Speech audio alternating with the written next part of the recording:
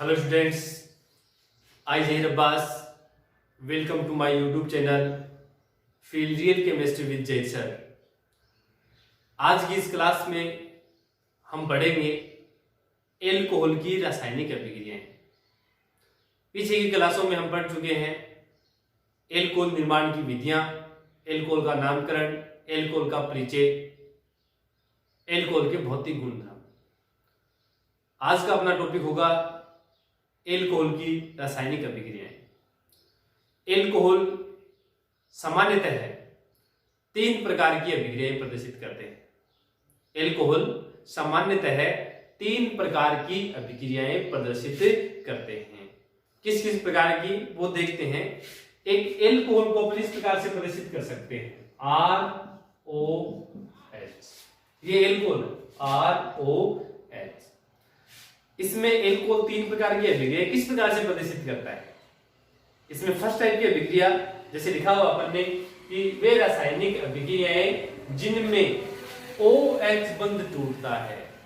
OH बंध टूटता मतलब ऑक्सीजन और हाइड्रोजन के बीच का बंध टूटता है, वो अभिक्रिया अपन को पढ़नी है। तो फर्स्ट टाइप की अभिक्रिया तो हो गई जिसमें ऑक्सीजन और हाइड्रोजन के बीच का बंध टूटता है। मान लो अपन इसको ए दे दिया, एक प्रकार की अभिक्रिया। दूसरी वे रासायनिक अभिक्रियाएं जिसमें कार्बन और OH के बीच का बंध टूटता है। यहाँ एल्किल मतलब कार्बन होगा यहाँ, और ये OH के बीच का बंध टूटता है, ये सेकेंड टाइप की अभिक्रिया। और थर्ड टाइप की अभिक्रिया होती है संपूर्ण एल्कोहल अणु के द्वारा प्रदर्शित की जाने वाली अभिक्रियाएं। तो इसके अंदर 3 प्रकार की रासायनिक अभिक्रियाएं अपन पढ़ेंगे। एल्कोहल 3 प्रकार की रासायनिक अभिक्रिया प्रदर्शित करता है। फर्स्ट अपने पास बता दिया है, वे अभिक्रिया जिसमें ऑक्सीजन और हाइड्रोजन के बीच का बंध टूटता है। सेकंड, जिसमें कार्बन और OH के बीच का बंध टूटता है। थर्ड, संपूर्ण एल्कोहल अणु के द्वारा प्रदर्शित की जाने वाली अभिक्रियाएं। तो फर्स्ट अपन पढ़ेंगे कि वे रासायनिक अभिक्रियाएं जिनमें ऑक्सीजन और हाइड्रोजन के बीच का बंध टूटता है। इस प्रकार की अभिक्रियाओं में सबसे फर्स्ट जो मेथड है, सबसे पहली जो अपने पास अभिक्रिया है, वो अभिक्रिया है अम्लीय प्रकृति। अम्लीय प्रकृति, अम्लीय सामर्थ्य भी बोल सकते हैं, अम्लीयता भी बोल सकते हैं। तो अम्लीयता या अम्लीय प्रकृति का मतलब क्या है। यहां एल्कोहल अम्लीय प्रकृति प्रदर्शित करता है। एल्कोहल अम्लीय प्रकृति प्रदर्शित करता है। और अम्ल कौन होता है, हम जानते हैं जो H+ आयन रिलीज करता है, निष्कासित करता है, बंध टूटने पे H+ जिसमें निकलते हैं, वो अम्ल होते हैं। तो यहां अम्लीय प्रकृति का नाम लिखा है, इसका मतलब एल्कोहल में भी H+ आयन त्यागे जाएंगे। तो एल्कोहल अम्ल है लेकिन वह दुर्बल अम्ल है। अम्ल तो है लेकिन कैसा है, दुर्बल है, अर्थात इसमें H+ त्यागने की प्रवृत्ति कम होती है। एल्कोहल की अम्लीय प्रकृति दुर्बल अम्लीय प्रकृति होती है। इसकी अम्लीय प्रकृति कार्बोक्सिलिक अम्ल की तुलना में कम होती है। अम्ल तो होता है लेकिन दुर्बल प्रकृति का होता है। अम्लीयता का पॉइंट समझने के लिए अम्लीयता का जो क्वेश्चन है वो उससे आगे फिनोल वाला टॉपिक पढ़ेंगे इसी चैप्टर में, उसमें भी होता है। कार्बोक्सिलिक अम्ल जब पढ़ते हैं उसके अंदर भी अम्लीयता का क्वेश्चन होता है। तो सबका कंसेप्ट अपन एक साथ ही पढ़ लेंगे।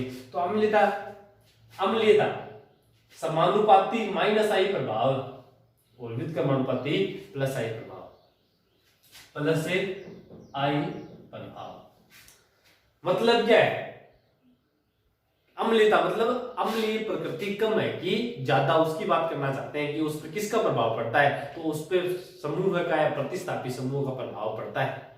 यदि समूह का प्रभाव -I है तो अम्लीयता ज्यादा होगी, और अगर +I है तो अम्लीयता क्या होगी, कम होगी। वो कैसे समझे अपन, H+ आयन जितने जल्दी, जितने अधिक, जितने आसानी से त्यागे जाएंगे, अम्लीय प्रकृति उतनी ही अधिक होती है। और H+ त्यागने में की प्रवृत्ति में अगर कमी आती है तो उसकी अम्लीय प्रकृति क्या होती है, कम होती है। इसे समझने के लिए अपन देखते हैं।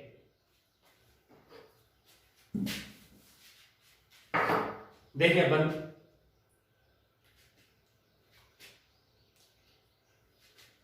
ये अपने पास OH समूह है, जुड़ा हुआ है, ठीक है। इसके साथ यहां जुड़ा हुआ है समूह है, ग्रुप। अब ये ग्रुप है वो 2 प्रकार की प्रकृति प्रदर्शित कर सकता है। या तो ये इलेक्ट्रॉन आकर्षित करने वाला होगा या इलेक्ट्रॉन देने वाला होगा। अगर यह इलेक्ट्रॉन आकर्षी समूह है, इलेक्ट्रॉन को अपनी ओर क्या करेगा, ये आकर्षित करेगा, अर्थात कौन सा प्रभाव प्रदर्शित करेगी, -I प्रभाव। इलेक्ट्रॉन आकर्षित करने वाले समूह कैसा प्रभाव प्रदर्शित करते हैं, -I प्रभाव, जैसे कि NO2 समूह है, CF3 है, COOH है, CN है, ये आदि सारी होते हैं। तो जैसे ये इलेक्ट्रॉन खींचेगा, ऑक्सीजन पे इलेक्ट्रॉनों की कमी आएगी, ऑक्सीजन पे इलेक्ट्रॉनों की कमी आएगी, तो वो ऑक्सीजन अपने इलेक्ट्रॉनों की कमी की पूर्ति किससे करेगा, हाइड्रोजन से, और हाइड्रोजन से करेगा, इसका मतलब ये बंध आसानी से टूट जाएगा। आसानी से जब बंध टूट जाएगा तो हाइड्रोजन किसके रूप में बाहर निकल जाएगा, प्लस के रूप में। तो कहने का मतलब क्या है कि यदि समूह है इलेक्ट्रॉन आकर्षी है, मतलब उसका -I प्रभाव है, तो वो इलेक्ट्रॉन को अपनी ओर आकर्षित करेगा। उस कमी को पूरा करने के लिए ऑक्सीजन है, हाथों हाथ हाइड्रोजन से इलेक्ट्रॉन लेगा, H+ त्याग देगा, आसानी से त्याग देगा। जितना जल्दी त्यागा जाएगा अम्लीय प्रकृति उतनी ही अधिक होती है, इसलिए -I प्रभाव ज्यादा, तो अम्लीय प्रकृति भी क्या होगी, ज्यादा होगी। दूसरा पॉइंट, दूसरी कंडीशन, अगर मान लो कि ये जो अपना समूह है, ग्रुप, उसका कैसा प्रभाव होता, +I प्रभाव होता, +I प्रभाव होता, मतलब वो इलेक्ट्रॉन देने वाला होता। तो अब बताओ ये ऑक्सीजन, तो एक तो वैसे लोन पेयर होते हैं, दूसरी बात +I इलेक्ट्रॉन देने वाला है, तो ऑक्सीजन को पहली बात इलेक्ट्रॉन की जरूरत पड़ी नहीं। बाय चांस किसी कंडीशन में पड़ भी जाए तो उस कंडीशन में वो इलेक्ट्रॉन तो कौन दे देगा, उसको समूह दे देगा। अब समूह इलेक्ट्रॉन दे देगा तो उसको हाइड्रोजन निकालने की जरूरत कहां पड़ गई, ये बताओ। अब हाइड्रोजन नहीं निकलेगा, बहुत ही रेयर कंडीशन में, बहुत ही कम चांस में H+ रिलीज होंगी। अब H+ जितने कम निकलेंगे अम्लीय प्रकृति उतनी ही कम होगी। यही कारण होता है कि +I प्रभाव अधिक होने पर अम्लीय प्रकृति क्या होती है, कम होती है। तो ये अम्लीयता का क्वेश्चन जब जब आता है तो आपको ये कंसेप्ट ध्यान में रखना है कि अम्लीयता समानुपाती -I प्रभाव और व्युत्क्रमानुपाती +I प्रभाव। -I प्रभाव वाले समूह अपने कुछ बता दिए, जैसे कि NO2 है, CF3 है, COOH है, CN है, हेलोजन्स है, फ्लोरीन, क्लोरीन, ब्रोमीन, आयोडीन, ये सारे -I प्रभाव प्रदर्शित करते हैं। जबकि +I की बात करेंगे तो सभी एल्किल समूह होते हैं, सभी एल्किल समूह, मेथिल, एथिल, प्रोपिल, ब्यूटिल, सब कैसा प्रभाव प्रदर्शित करते हैं, +I प्रभाव प्रदर्शित करते हैं। एल्किल समूह सभी +I प्रभाव प्रदर्शित करते हैं। एल्किल समूह का आकार जितना बड़ा होता है, उसमें कार्बन परमाणु की संख्या जितनी अधिक होती है, उसकी +I जो प्रभाव है वो भी उतना ही अधिक होता है। मेथिल भी +I करेगा, एथिल भी करेगा, लेकिन +I प्रभाव ज्यादा किसका होगा, एथिल का, क्योंकि इसमें कार्बन परमाणु की संख्या कितनी है, 2 है। तो इस प्रकार से आप ये देखेंगे। अब जैसे अपने पास ये आ जाए, एग्जाम्पल में देख लें कि CH3OH व CH3CH2OH दोनों में से अम्लीय प्रकृति किसकी अधिक है, एल्कोहल है तो अम्ल होंगे, दुर्बल अम्ल होंगे, दोनों की तुलना करवाएं तो फिर आप क्या देखेंगे, एल्किल समूह को देखेंगे। यहाँ कैसा प्रभाव प्रदर्शित करते हैं, +I करेंगे, +I प्रभाव करेंगे। किसका +I प्रभाव ज्यादा है, इसका +I प्रभाव ज्यादा है। तो +I प्रभाव ज्यादा होगा तो अम्लीय प्रकृति उतनी ही कम होगी, तो फिर इसकी अम्लीय प्रकृति क्या होगी, कम, और इसकी क्या होगी, ज्यादा। एल्किल समूह के +I प्रभाव के कारण, दोनों में एल्किल समूह है लेकिन ये बड़ा समूह है तो उसका +I प्रभाव ज्यादा है, और +I प्रभाव ज्यादा है तो अम्लीयता क्या होगी, उसकी कम होगी। ये प्रतिस्थापी होगा, प्रभाव पड़ता है अम्लीय प्रकृति पे। ऐसा ही फिनोल में देखेंगे अपन, ऐसा ही कार्बोक्सिलिक अम्ल में देखेंगे। जैसे एक एग्जाम्पल अपन और ले लेते, ये फिनोल ले लिया, दूसरा 4-नाइट्रोफिनोल ले लिया, तीसरा 4-मेथिलफिनोल ले लिया। अब इनको अलग दे देते, लेवल A, B और क्या C। अब क्वेश्चन ये आ जाए कि निम्न को अम्लीय सामर्थ्य के या अम्लीय प्रकृति के बढ़ते हुए क्रम में क्या कीजिए, व्यवस्थित कीजिए। अम्लीय प्रकृति के बढ़ते हुए क्रम में व्यवस्थित कीजिए, तो उसके लिए आपको देखना पड़ेगा किसकी अम्लीय प्रकृति कम होगी, किसकी ज्यादा होगी। तो इसमें आप देखो फिनोल, फिनोल, फिनोल, ये तो कॉमन है, सब में बराबर ही इतना इतना। तो समूह पे देखो, यहाँ कैसा समूह है, NO2। NO2 कैसा प्रभाव प्रदर्शित करता है? -I। मेथिल एक एल्किल समूह है, कैसा प्रभाव प्रदर्शित करता है? +I करता है। तो -I प्रभाव वाले की अम्लीय प्रकृति ज्यादा होती है, +I की कम होती है। इसमें न तो +I है न -I, तो दोनों के बीच की होगी, मतलब -I वाले प्रभाव से कम, +I से ज्यादा। तो फिर अपन इसका जब आंसर लिखना चाहें अपना, तो वो आंसर क्या होगा? सबसे कम किसकी होगी? +I वाले की। +I वाला अपना कौन सा है? C है। उसके बाद में A है, उसके बाद में -I प्रभाव वाले की सबसे ज्यादा होगी। बढ़ते हुए क्रम में आप इस प्रकार से आप इसी प्रकार से कार्बोक्सिलिक अम्ल के लिए भी होता है। क्वेश्चन अपने पास ये है, एक थर्ड टाइप का इसी में बता देते हैं कि एसिटिक अम्ल CH3COOH एसिटिक अम्ल, और दूसरा अपने पास क्लोरो एसिटिक अम्ल। क्वेश्चन ये है कि क्लोरो एसिटिक अम्ल की अम्लीय प्रकृति अधिक होती है एसिटिक अम्ल की तुलना में, क्यों? क्लोरो एसिटिक अम्ल की अम्लीय प्रकृति एसिटिक अम्ल की तुलना में अधिक क्यों होती है? तो उसका आंसर होगा आपके सामने।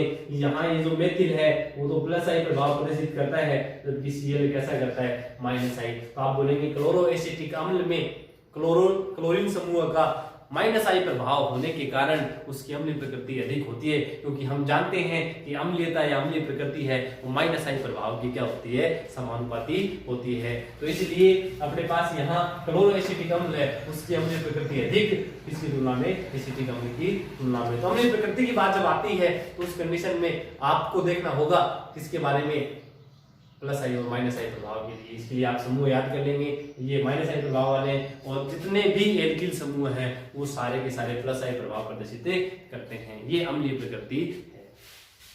अब उसके बाद में ये तो हो गई अम्लीय प्रकृति के बारे में। अब एल्कोहल की रासायनिक अभिक्रियाएं जो अम्लीय प्रकृति को प्रदर्शित करती है वो अपन को देखनी पड़ेगी। उसके लिए अपन एग्जाम्पल करेंगे। एग्जाम्पल देखेंगे अपन अम्लीय प्रकृति का। अम्लीय प्रकृति प्रदर्शित करवाने के लिए एल्कोहल की अभिक्रिया धातु व धातु हाइड्रोक्साइड के साथ करवाई जाती है। एल्कोहल की अभिक्रिया जब धातु या धातु हाइड्रोक्साइड के साथ करवाई जाती है तो क्रमशः H2 गैस व H2O का निष्कासन होता है। यदि धातु के साथ करवाएंगे तो H2 गैस, और हाइड्रोक्साइड के साथ करवाएंगे तो H2O बाहर निकलेगा। अगर ऐसा कुछ हो रहा है तो वह एल्कोहल की अम्लीय प्रकृति को प्रदर्शित कर रही है। जैसे example CH3CH2OH plus Na, sodium धातु के साथ अभिक्रिया करवा रहे हैं। धातु के साथ जब भी अभिक्रिया करवाई जाती है तो आपको क्या करना है? एल्कोहल का जो H है उसको हटाकर उसकी जगह धातु जोड़ना होता है, क्योंकि अभिक्रिया वो बढ़ रहे हैं जिनमें O और H के बीच का क्या होता है? बंध टूटता है। H को हटाना है, उसकी जगह धातु जोड़ना। तो उत्पाद क्या बनाएंगे? CH3CH2O, जैसा है वैसा का वैसा, H की जगह Na। अब रिलीज कौन हुआ? बाहर कौन निकला है? H। तो H अकेला तो बाहर निकलता नहीं है, H2 गैस के रूप में बाहर निकलता है, तो H2 गैस बना देंगे, H2 गैस। लेकिन एक ही हाइड्रोजन बाहर निकला है, इसलिए आप क्या लिखेंगे?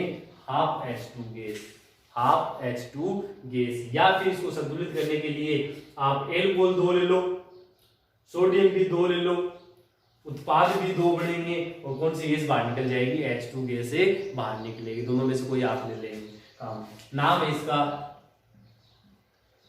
Sodium ethoxide. सोडियम एथोक्साइड जो एक सोडियम एल्कोक्साइड का उदाहरण है। सोडियम एल्कोक्साइड होता है कॉमनली RONA। एल्कोहल जो ROH है, एल्कोहल ROH, तो ROH की अभिक्रिया सोडियम धातु के साथ कराएंगे तो H की जगह Na लगाना है, तो उत्पाद क्या बनेगा? RONA। एल्किल प्लस ऑक्साइड से एल्कोक्साइड बनाया, नाम है सोडियम एल्कोक्साइड, सोडियम एल्कोक्साइड। वैसे ही यहाँ अब एल्किल की जगह एथिल है तो नाम क्या होगा? Sodium ethoxide. एल्यूमिनियम के साथ अभिक्रिया करवाएं तो वही H हटा के आपको क्या जोड़ना है? Al जोड़ना है। तो अपन जोड़ते हैं इस प्रकार से CH3CH2OAl प्लस, लेकिन एल्यूमिनियम पर +3 आवेश होता है, +3 चार्ज होता है, इसलिए इसको बैलेंस करने के लिए यहाँ आपको एल्किल समूह कितने चाहिए? 3, और होल ट्राइस लगेगा ये CH3CH2O का whole ट्राइस Al plus H2 gas. अब बताओ 3 अणु लिए तो H भी 3 बाहर निकले, तो वो लिखेंगे आप 3/2H2। तो धातु कोई भी हो सकता है, सोडियम धातु, मैग्नीशियम धातु, एल्यूमिनियम धातु, उनके साथ कराएंगे। आपको H की जगह क्या जोड़ना है, धातु जोड़ना है। Na है तो Na, Al है तो Al, तो वो अभिक्रिया हो जाएगी और एल्कोक्साइड का निर्माण होगा। धातु एल्कोक्साइड, इसका नाम सोडियम एल्कोक्साइड। तीसरा धातु हाइड्रोक्साइड का उदाहरण लिया अपन ने NaOH का। तो NaOH में हम जानते हैं Na प्लस है, OH क्या है, माइनस है। यहां से बंद टूटेगा तो वही बात है, O माइनस H प्लस। तो H प्लस और OH माइनस जोड़ेंगे तो क्या बन जाएगा अपना H2O, और बाकी जो अपने पास बचा है वो जोड़ दो same to same, CH3 CH2 CH2ONA। Same उत्पाद H की जगह क्या लगाना पड़ेगा, Na। यहाँ H2 बाहर निकल रहा है, यहाँ H2 गैस बाहर निकल रही है, ये इसकी अम्लीय प्रकृति को प्रदर्शित कर रही है। क्योंकि अगर यहाँ ऑक्सीजन और हाइड्रोजन के बीच का बंध नहीं टूटता तो कभी भी H2O और H2 गैस निष्कासित नहीं होती। तो किसी भी एल्कोहल की, किसी कार्बोक्सिलिक अम्ल की अम्लीय प्रकृति प्रदर्शित करवाने के लिए उसकी अभिक्रिया हमेशा आपको धातु और धातु हाइड्रोक्साइडों के साथ करवानी पड़ेगी। मतलब किसी भी, जैसे आप बोलते फिनोल की अम्लीय प्रकृति प्रदर्शित कराओ तो फिनोल की अभिक्रिया सोडियम धातु के साथ करा दो या उसके हाइड्रोक्साइड के साथ करवा दो, करवानी पड़ेगी आपको अभिक्रिया। सेकंड है RMGX के साथ अभिक्रिया। कौन सी सेकंड अभिक्रिया, जो OH बंध टूट रहा है उसकी बात चल रही है। RMGX के साथ अभिक्रिया गिनार अभिकर्मक के साथ। हम जानते हैं गिनार अभिकर्मक में यहां से बंध टूटता है इस टाइप से, तो धातु पर प्लस होता है, कार्बन पे माइनस होता है। यहाँ अभिक्रिया कौन सी चल रही है, जिसमें ऑक्सीजन और हाइड्रोजन के बीच का बंध टूट रहा है, तो माइनस और ये प्लस जोड़ देंगे। ये H इसके साथ जुड़ेगा तो क्या बनेगा, CH3 single bond CH3 plus MgBr तो है, साथ में इधर क्या बच गया, OCH3 मेथॉक्साइड जो होता है वो जोड़ देंगे, OCH3 समूह है। तो CH3 अपना क्या बना है, एथेन। तो कहने का मतलब क्या है कि एल्कोहल की अभिक्रिया जब गिरनार अभिकर्मक के साथ करवाएंगे तो गिरनार अभिकर्मक में जितने कार्बन उपस्थित है उसके अकॉर्डिंग, उसके समान, उसके संगत एल्केन का निर्माण होता है। जैसे यहाँ एथिल था तो एथेन बन गया, मेथिल था तो मेथेन बन गया, प्रोपिल होता तो प्रोपेन बन जाता, तो एल्केन का निर्माण होता है। ये भी O और H के बीच के बंध का टूटने को प्रदर्शित करती है। थर्ड है मोनोकार्बोक्सिलिक अम्लों के साथ अभिक्रिया। मोनोकार्बोक्सिलिक अम्ल जिसमें COOH समूह एक ही होता है, मोनोकार्बोक्सिलिक अम्ल के साथ अभिक्रिया जब भी होगी एस्टर का निर्माण होगा। ध्यान रखेंगे भाई, कई बार काम आएगी अभिक्रिया।